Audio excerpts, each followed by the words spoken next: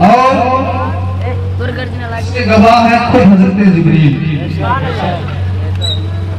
حضرت جبریل نبی کی بارگاہ میں رب کے کلام کو لے کر کے آتے تھے، قرآن مقدس کی آیتوں کو لے کر کے نبی کی بارگاہ میں حاضر ہوتے تھے اور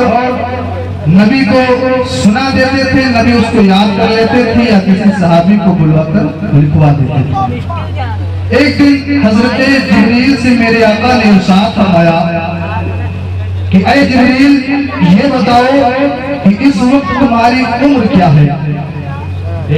حضرت جبریل عرض کرتے ہیں یا رسول اللہ علیہ السلام میں نہیں جانتا کہ میری عمر کتنی ہے، لیکن آسمان پر عرش کے نیچے ایک تارا چمکتا تھا 70,000 سال کے بعد۔ اس تارے کو یا رسول اللہ علیہ السلام میں نے 72,000 مرتبہ دیکھا ہے۔ جب میرے آقا نے اتنا سنا تو جانتے ہو میرے آقا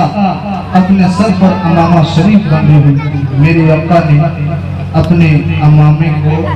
ایسے اس طرح اپنی پیشانی سے تھوڑا سا اوپر سے اٹھایا۔ حضرت جبریل کی نظر سرکار کی پیشانی پر پڑی تو قدموں میں مچل کے کہتے ہیں یا رسول اللہ علیہ السلام میں نے یہی تارا 70,000 کے بعد 72,000 مرتبہ یہی تارے کو چمکتا ہوا دیکھا تھا۔ حضرت گرامی میں آپ کو بتاتا چلوں یہ تو نبی کا نور ہو گیا، اس کے بعد میں میرے رب نے اپنے بندوں کی ہدایت کے لیے حضرت آدم کو پیدا فرمایا۔ حضرت آدم کو ابو البشر بھی کہتے ہیں اور ابو الانسان بھی کہتے ہیں۔ فرسٹ مین اگر انگلش میں کہا جائے تو فرسٹ مین یعنی سب سے پہلے حضرت آدم کو اللہ تبارک و تعالیٰ نے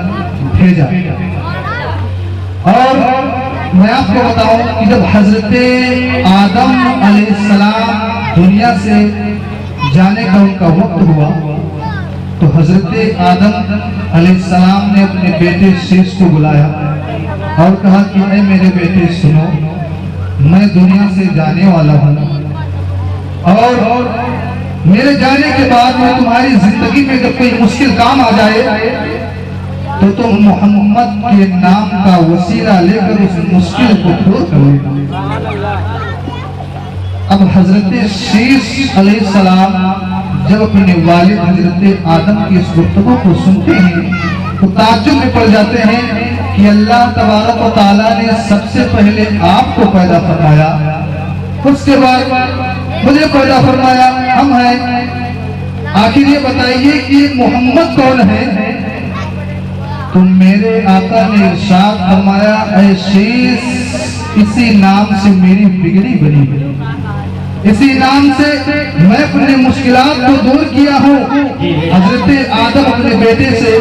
ارشاد فرماتے ہیں کہ اے بیٹے سنو، جب اللہ نے مجھ کو پیدا فرمایا تو مجھ کو سب سے پہلے جنت میں اتارا، اور جب میں جنت میں پہنچا تو سب سے پہلے جب میری آنکھ کھلی تو میں نے کیا دیکھا کہ جنت کے اندر جتنی بھی چیزیں ہیں، چاہے وہ پیڑ ہو، چاہے وہ دروازے ہوں، چاہے وہ شجر و حجر ہوں، اچھے اچھے عمدہ جو باغات تھے، ان سارے باغات کے پتوں پر ایک نام لکھا تھا اللہ، اور اسی کی سائٹ میں دوسری جانب لکھا تھا محمد رسول اللہ۔ تو حضرت آدم سمجھ گئے کہ جس نے مجھ کو پیدا کیا اس کا نام یہ ہے، اور جس سے مقصد کے لیے پیدا کیا اس کا نام یہ ہے۔ حضرت آدم کہتے ہیں کہ جب کوئی مشکل وقت آ جائے تو ان محمد کے نام کا وسیلہ لے لینا۔ حضرات گرامی جانتے ہو میرے آقا صلی اللہ تعالیٰ علیہ وسلم کی ولادت آپ حضرات سماعت فرمائیں گے، اچھے وہ خطبہ آپ کے درمیان پہنچ چکے ہیں، ابھی وہ مجھ سے اچھی گفتگو آپ کو سنائیں گے، لیکن اگر چند منٹ کے لیے آپ حضرات کے سامنے میں حاضر ہوا ہوں تو کچھ باتیں آپ کو بتاؤں۔ میں تقریر کرنے کے لیے نہیں کھڑا ہوا ہوں بلکہ کچھ باتیں بتانے کے لیے کھڑا ہوا ہوں۔ تو اللہ تبارک و تعالیٰ نے سب سے پہلے آدم کو پیدا فرمایا، اس کے بعد میں حضرت شیش نے اپنے بیٹے سے کہا کہ ہم آئے، تم آئے ہو، حضرت عیسیٰ آئیں گے، موسیٰ آئیں گے، سلیمان آئیں گے، ذوالقرنین آئیں گے، اور الیاس آئیں گے، بہت سے نبی رسول آئیں گے، اور سب کا کام کیا ہوگا؟ سب لوگ آ کر کے اپنی اپنی قوم کو یہی بتائیں گے کہ میرا نبی تشریف لانے والا ہے، آمنہ کا لال پیدا آمنہ کا لال تشریف لانے والا ہے، تم جرم کا خاتمہ کر دو، راستوں کو صاف کر دو، اور برے لوگوں کو اچھائیوں کی طرف لے آؤ، آمنہ کے لال دروازہ ہونے والا ہے، یہی کام ہے۔ جانتے ہو حضرت میرے آقا صلی اللہ تعالیٰ علیہ وسلم کے پردادا کا نام اس میں سے کتنے لوگوں کو پتا ہوگا؟ حضرت میرے آقا صلی اللہ تعالیٰ علیہ وسلم کے ابو